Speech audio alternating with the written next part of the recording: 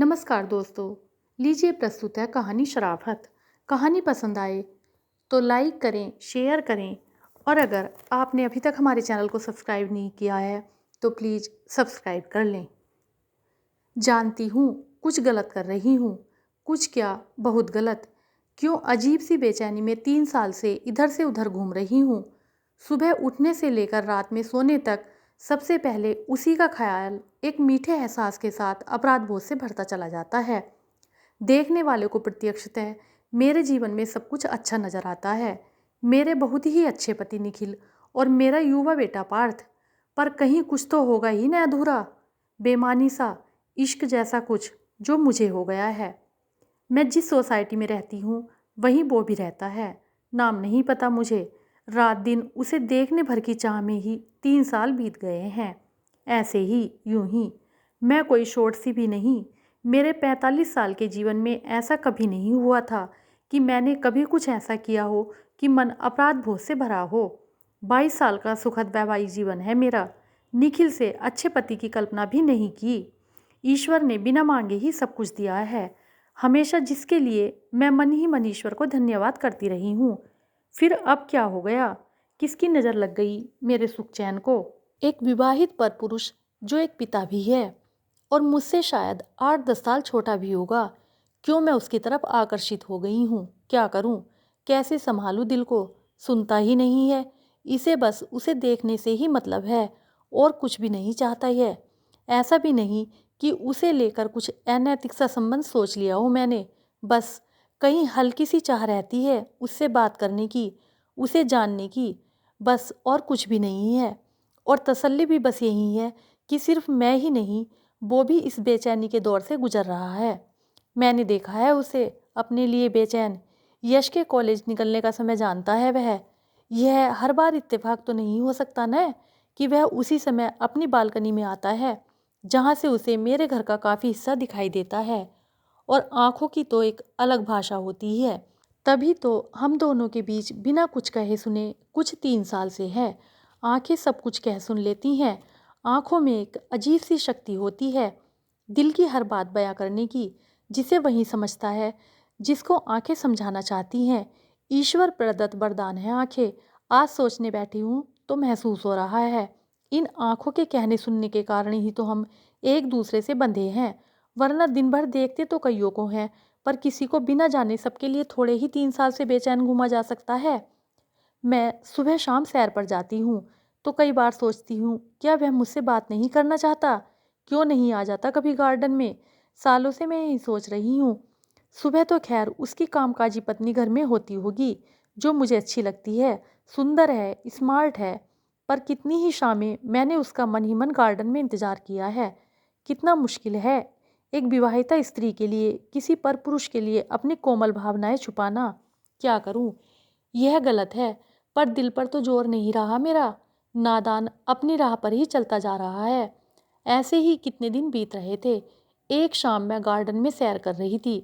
अचानक मुझे लगा कि क्या अब उसके लिए मेरी दीवानगी इतनी बढ़ गई है कि वह मुझे सामने से आता भी दिखाई देगा। अपनी आंखों पर मुझे यकीन नहीं हुआ जब वह मेरी तरफ आया। गार्डन में काफ़ी लोग थे। उनकी परवाह करते हुए उसने धीरे से कहा, इतने दिन हो गए हैं आपसे बात करना ही नहीं होता। यह मेरा कार्ड है, मुझे फ़ोन करना। और हाँ, क्या नाम है आपका? मैं जैसे किसी जादुई अवस्था में बोली, कावेरी। और आपका? विनय। ओके, फ़ोन करना, कहकर वह चला गया। मैंने पहली बार उसे इतने पास से देखा था। वह भी मुझे बहुत ध्यान से देखता रहा था। मैंने उसके कार्ड को बेचैनी से पढ़ा। विनय गुप्ता किसी कंपनी में सीए है। किसी नवयुवती की तरह मेरी हथेलियां पसीने से भीग उठीं।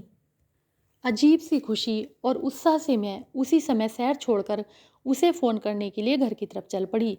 बहुत सी बातें करनी थी उससे। कितना कुछ पूछना था, कितना कुछ बताना था। निखिल और यश के आने में काफ़ी समय था। मैंने घर पहुंचकर अपने स्पोर्ट्स शूज भी नहीं उतारे, बस हाथ धोकर उसका कार्ड देखते हुए लैंडलाइन से फ़ोन मिला दिया। नेटवर्क नहीं था। मोबाइल से टाइम खराब होता और मैं तो अति उत्साहित थी ही। पहली ही घंटी में उसने फ़ोन उठा लिया तो मुझे बहुत अच्छा लगा। लगा उसने मुझे घर आते हुए देख लिया होगा। मेरे फ़ोन का इंतज़ार होगा उसे। मैं कावेरी। मेरे कहते ही वह बोला, हाँ कावेरी, हाउ आर यू। उसके मुंह से मुझे अपना नाम पहली बार इतना खूबसूरत लगा वह कई बार कावेरी कावेरी कहे। मैं शुरू हो गई, बिना आपको पता है मैं कब से आपके गार्डन में इंतजार कर रही हूँ। रोज सोचती थी आप क्यों नहीं आ जाते किसी दिन। वहाँ बात करना कितना आसान था, आपने इतने दिन क्यों लगा दिए। विनय हंसा।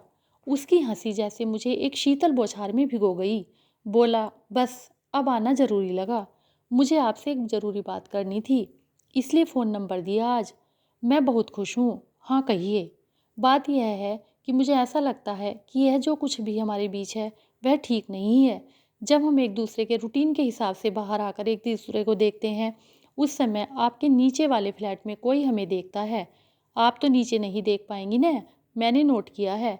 मैं अपनी लाइफ में कोई भी अनावश्यक टेंशन नहीं चाहता। अच्छा भला सुखी परिवार है मेरा। अब आप भी अपने पर कंट्रोल रखिए। अब बस मुझे यही कहना है आपसे, और फ़ोन रख रहा हूँ, कुछ ज़रूरी काम है। कहकर वह फ़ोन रख चुका था। अपमान और गुस्से से मेरी आंखों में आंसू बह चले। इतने सालों बाद दिल को जो सुकून मिला वह इतना क्षणिक था, मुझे अपने कानों पर विश्वास ही नहीं हुआ था। उसे फिर फ़ोन मिलाया, उसने नहीं उठाया। अपना आत्मसम्मान भूलकर मैंने फिर फ़ोन मिलाया, उसने नहीं उठाया। मैं रोती हुई फ़ोन घूरती रही। यह क्या हो गया, यह क्या किया बिना ने। मैं कौन सा उससे कुछ मांग रही थी, कोई सीमा पार करने के लिए कह रही थी। उसे देखना था, उससे बातें करनी थी, बस यही था ना। और क्या चाहिए था मुझे। निखिल और पार्थ लौटे तो मेरी हालत देखकर घबरा गए। सूजी आंखें, पसीना पसीना शरीर, उड़ी रंगत। निखिल ने तो मुझे बेड से उठने ही नहीं दिया। मुझे भी समझ में नहीं आया कि क्या करूं। निखिल और पार्थ के चिंतित चेहरे देखकर दुख हुआ। तेज सिर दर्द है कहकर चुप पड़ी रही। थोड़ी देर बाद उठकर निखिल और पार्थ के मना करने पर भी डिनर तैयार किया, खुद खाया ही नहीं गया। मुझे अपनी हालत पर बहुत गुस्सा भी आ रहा था। मैं कोई युवा लड़की तो नहीं थी कि ब्रेकअप हो गया था या दिल टूट गया हो। पर हाँ, दिल तो टूटा था ना। अगले 2-3 दिन तक यह स्पष्ट हो गया कि विनय ने अपना रास्ता बदल लिया था। उसने मेरी तरफ आंख भी नहीं उठाई। उसकी तरफ से अब कुछ नहीं था। अपने दिल को संभालना मेरे लिए मुश्किल काम था, पर संभालना तो था ही न। मैं डिप्रेशन का शिकार हो रही थी। या तो हमेशा रोती रहती या चुपचाप पड़ी रहती। निखिल मुझे डॉक्टर के पास ले गए। स्ट्रेस और हाई बीपी देखकर उन्होंने मुझे दवाइयाँ दी। मेरे अजीब अधूरे बेईमानी से इश्क का यह अंजाम होगा, यह तो मैंने सोचा भी नहीं था। 1 महीना हो रहा था, उसके बाद भी मैंने आमना सामना होने पर भी मेरी तरफ आंख उठाकर तक नहीं देखा।